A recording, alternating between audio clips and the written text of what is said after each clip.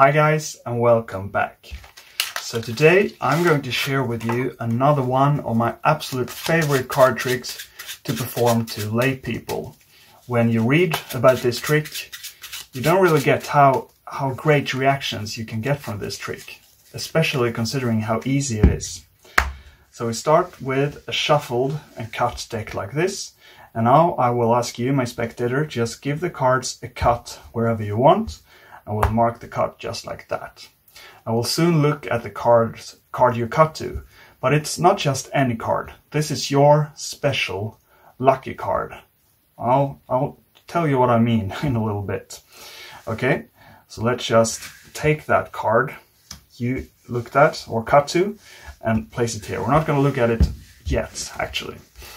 Okay, and now I would turn to another spectator and I would give him the deck.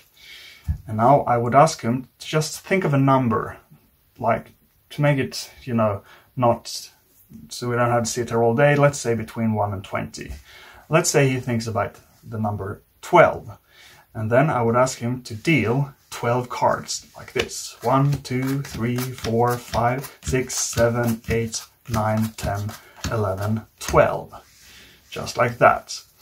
And now I would ask another spectator to take the deck and do the same thing. Think of a small number and then deal that. So maybe he thinks of the number 6. 1, 2, 3, 4, 5, 6. And the last spectator do the same thing. And let's say he thinks about the number 7 or 8. 1, 2, 3, 4, 5, 6, 7, 8. Just like that. Very well. So now you got to pick a card completely freely and you got to deal exactly how many cards you wanted. I didn't influence you in any way, right? Very good. So let's see what card you picked. Okay, it happens to be the 7 of hearts. And it's very interesting that you picked a 7 because 7 is considered a magical number in many cultures. We have the 7 wonders of the ancient world. We have the 7 deadly sins. You've probably seen the movie 7, right? And the 7 virtues. And we have 7 colors in the spectrum, in the rainbow. We have 7 notes, whole notes in the music, and 7 days of the weeks. I could go on all day, Even Voldemort realized this when he made 7 Horcruxes. I mean, that should tell you everything, right? So it's a pretty magical number. And now I want to see what you dealt. So let's turn over your pack.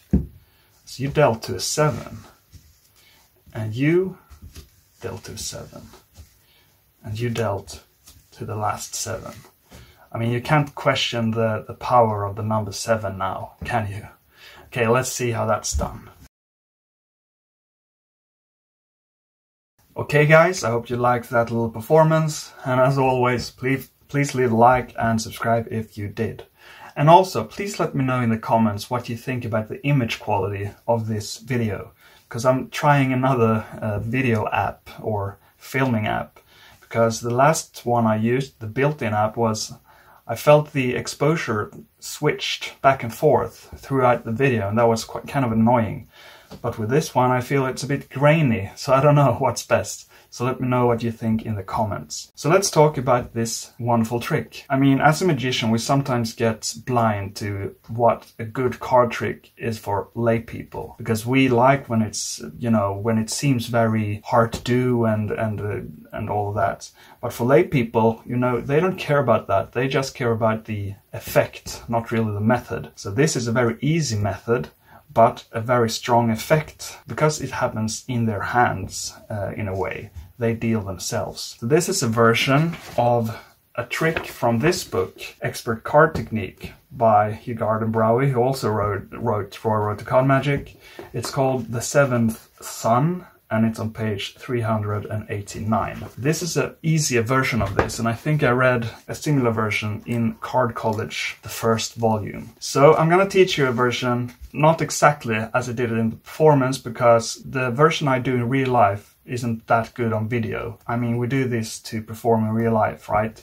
So I'm going to show you how I would do it in real life. It's very similar, of course. So we start with 2 7s on top and 2 7s on the bottom. Doesn't matter which ones. I would probably usually call them to the top and then cut them to the bottom or shuffle them to the bottom. Let's say we call them to the top. We can give them a false shuffle. You can learn that from the video popping up right now. Just like this. And then we can just round those two to the bottom, for example. So now we have 2 in the bottom and 2 on the top. And now we can force one of the 7s. You can do whichever force you want, but to make this easy, and still it's a very great force, even though it's so easy, we can use the crisscross force. So they can cut off about half of the pack, and we take the bottom half and place on top, and we say, we're just gonna mark where you cut to. And then we introduce a little bit of time misdirection and just talk a little bit about it and say that, okay, we're gonna look at your card a little bit later, but it's not just any card, it's your personal lucky card or whatever. And then we lift that top part off and they get to look, they don't get to look at it, but we place this card aside. So now we have the 2 7s on the bottom here. So we're gonna place that part where there's 1 7 on top of the deck. And now we go to a second spectator and ask him to think of a number.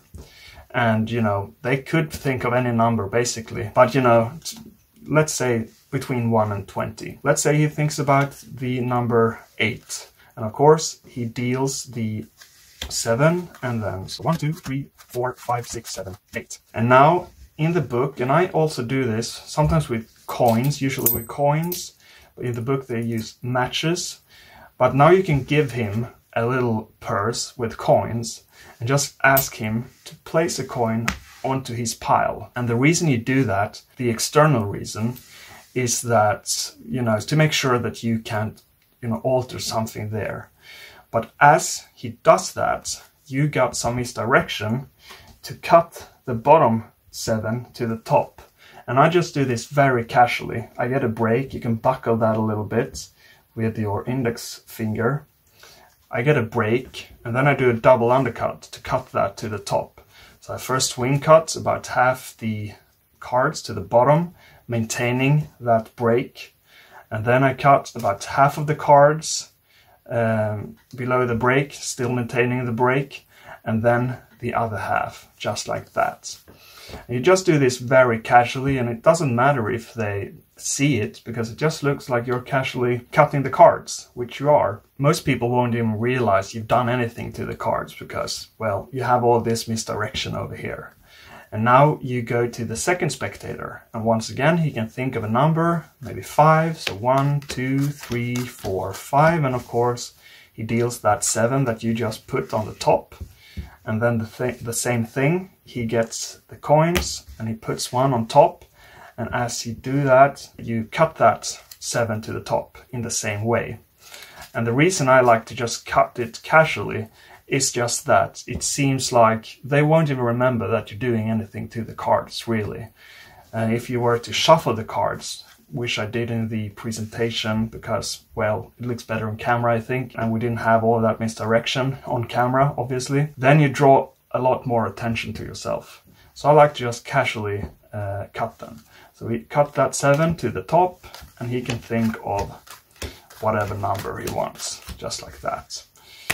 And now we're actually done from a technical standpoint. Now we use some kind of pattern. We can use, you know, the pattern they suggest in Expert Card Technique about the number 7 and all that.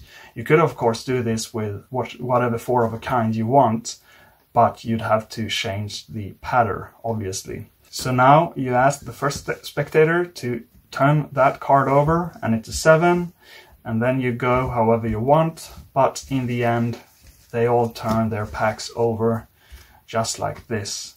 And that actually gets really strong reactions. A version of this trick, or a very similar trick I should say, was used by Shin Lim to win America's Got Talent. It's a very similar trick, and this is a great one. I love this one. It gets great reaction, so please try it out. It's really worth trying out if you don't believe me, because it's super easy, but it gets great reactions. So if you like this, please comment down below what you think, and please subscribe and like the video. and see you next time.